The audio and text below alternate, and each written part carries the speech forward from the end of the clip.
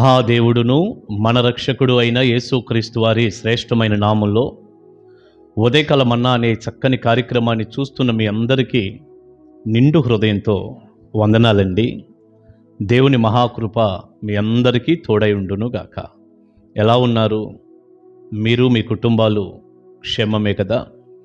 దేవుని కృపలో పిల్లలు ఫ్యామిలీ అంతా వర్ధిల్లుతున్నారా? నమ్మకంగా ఉండండి, దేవుడు మీకు సహాయం చేస్తాడు. రండి, పరిశుద్ధ గ్రంథంలో నుంచి ఒక చక్కని మాట ఇలా మనం ధ్యానం చేద్దాం. సమూయేలు రాసిన మొదటి గ్రంథం, సమూయేలు మొదటి గ్రంథం 2వ అధ్యాయం 9వ వాక్యం. తన భక్తుల పాదములు తొట్రిల్లకుండా ఆయన వారిని కాపాడును. దుర్మార్గులు అంధకారమందు మాటు మనుగుదురు. బలము చేత ఎవడును జయము నొందడు. ప్రియులారి, చదువుకున్న వాక్యంలో చాలా చక్కని మాట మనం చూస్తున్నాం. ఏం మాట అదంటే, తన భక్తుల పాదములు తొట్రిల్లకుండా ఆయన వారిని కాపాడతాడట. ఎప్పుడు కూడా దైవజనుడిగా నేను చెప్తుంటాను, భక్తి కలిగి ఉండండి. ఎలా పడితే అలా ఉండొద్దు. భక్తి జీవితం మనకు చాలా ముఖ్యం.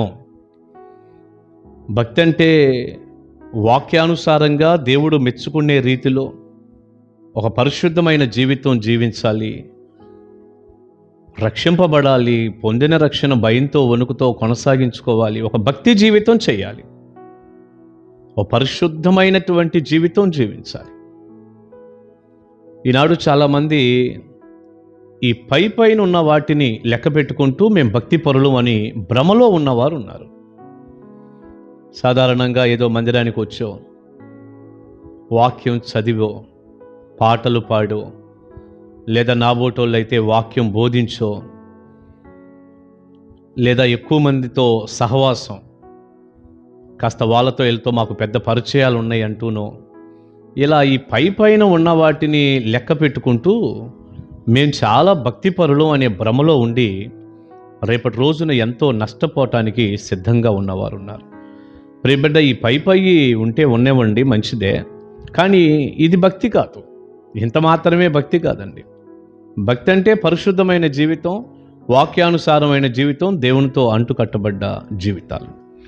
అలా ఎప్పుడైతే మనం భక్తిగా ఉంటామో, బైబిల్ అంటుంది తన భక్తుల పాదములను తొట్రిల్లకుండా ఆయన వారిని కాపాడతాడట. మనం భక్తిగా ఉన్నప్పుడు మనల్ని దేవుడు ఎంతగానో కాపాడుతున్నాడు.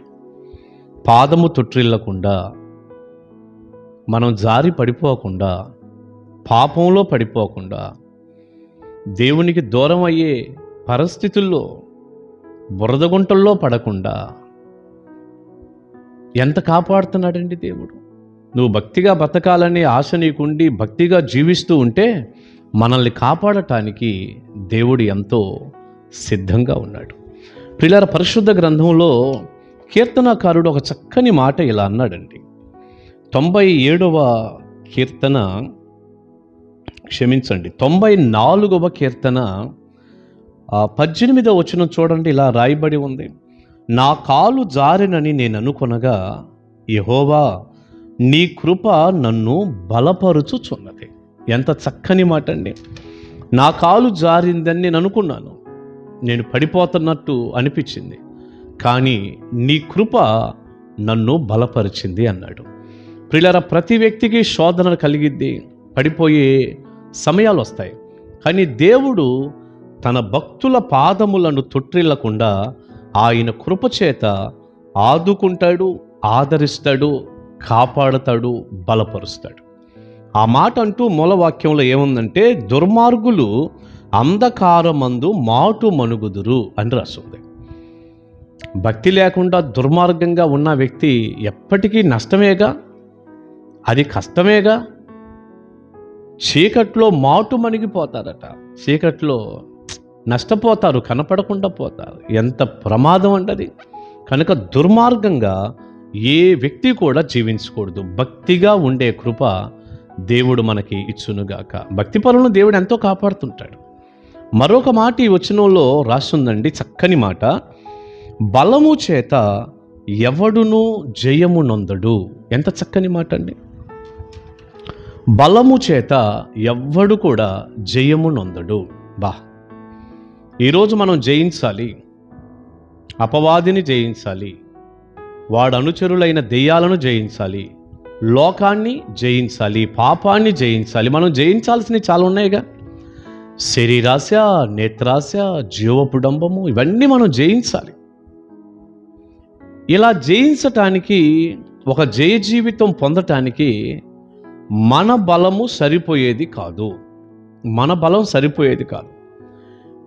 బాహ్యంగా అయినా ఏదైనా ఒక విజయం సాధించాలన్నా, ఒక సక్సెస్ అవ్వాలన్నా కూడా కూడా మన బలం సరిపోదు. మన బలంతోనే ఏదో చేసేయలేం. కాస్త ఆరోగ్యంగా బలంగా ఉంటే మంచిదే కానండి, బలంతోనే సక్సెస్ రాదు, బలంతోనే జయము రాదు. అలాగైతే ఎంతోమంది ఇప్పటికే మరి జయించాలిగా, బలవంతులైన వారు పక్కన పడిపోయి ఉన్నారు బోలెడు మంది. దాంతోనే సాధ్యపడదు. ఇప్పుడు నేను దైవజనుడిగా చెప్పినట్లుగా సాతాను కానీ, వాడి అనుచరులు కానీ, లోకము, పాపము, ఈ శరీరాశ, నేత్రాశ, జీవపడంబు ఇవి ఉన్నాయి చూడండి. వీటన్నిటినీ కూడా జయించటానికి కూడా మన శక్తి, మన బలము, మన క్రియలు ఏవి సరిపోవండి. మరి ఏవి సరిపోయిద్దాయి అంటే దేవుడు మనతో ఉండాలి. దేవుడు మనతో ఉండాలి. మీరు ఇర్మియా గ్రంథం 1వ అధ్యాయం 19వ వచనాన్ని మీరు చదువుకుంటే అక్కడ ఏముందంటే, ఇర్మియాతో దేవుడు అంటున్నాడు, వారు నీతో యుద్ధం చేస్తారు, కానీ నేను నీకు తోడుగా ఉన్నందువలన వారు నీ పైన జయము నొందరు అన్నాడు. వారు నిన్ను గెలవలేరు, విజయం పొందరు నీ మీద, ఎందుకంటే నేను నీకు తోడై ఉన్నాను అన్నాడు దేవుడు. ప్రియబిడ్డ, దేవుడు ఉండాలి, దేవుడు మనల్ని బలపరచాలి. ఈ మంచి ఉదయకాల సమయంలో ఈ చక్కని వర్తమానం ద్వారా నువ్వు భక్తిగా ఉంటే మన పాదాలు దేవుడు తప్పిస్తాడు అంటూనే, దుర్మార్గులు పతనమైపోతారు అని చెబుతూనే, నేను తోడుగా ఉండి నీకు జయమిస్తాను అని ప్రభు అంటున్నాడు. ప్రియబిడ్డ, నమ్మకంగా ఉండు, భక్తిగా ఉండు, దేవుడు తోడుగా ఉండి జయమిస్తాడు. మన బలంతో, శక్తితో ఏది సాధించలేం. దేవుడు తోడై ఉండాలి. ఈ ఉదయకాలం ఈ మన్నా చూస్తున్న మీ అందరికీ దేవుడు తోడుగా ఉండి ఎప్పటికప్పుడు మీరు తొట్టిల్లకుండా దేవుడు కాపాడుతూ ఆయన తోడుగా ఉండి మీకు జయము అనుగ్రహించును గాక. ప్రార్థన చేసుకుందాం. పరిశుద్ధుడా, ప్రేమగల తండ్రి, విత్తబడిన చక్కని సందేశం మీ బిడ్డలకు దీవెనగా చేయండి. నాయన, ఈ వాక్యంలో ఉన్నటువంటి ఆశీర్వాదాలన్నీ మాకు అనుగ్రహించండి. మా పాదాలు తొట్టిల్లకుండా మీరు కాపాడుతారు. మీరు తోడుగా ఉండి మాకు జయమిస్తారు. అది మా బలంతో జరిగేది కాదు. ఎంతమంది బిడ్డలైతే ఈ మాటలు విని మీ మీద ఆధారపడి, నిజమే ప్రభువా, మీరు నాకు తోడై ఉంటే తప్ప నేనేమీ చేయలేను అంటున్నారు, వారందరినీ చూడయ్యా, సాయం చేయండి, కృప చూపండి, జయం అనుగ్రహించండి. మహిమ మీకు ఆరోపిస్తున్నాను. యేసు ప్రభువారి శక్తిగల నామాని ప్రార్థన మనవులు అడుగుచున్నాను తండ్రి. Amen. Amen. God bless you. దేవుని మహాకృప మీకు తోడై ఉండును గాక. కలుసుకుందాం ఉదయకాల మన్నాలో.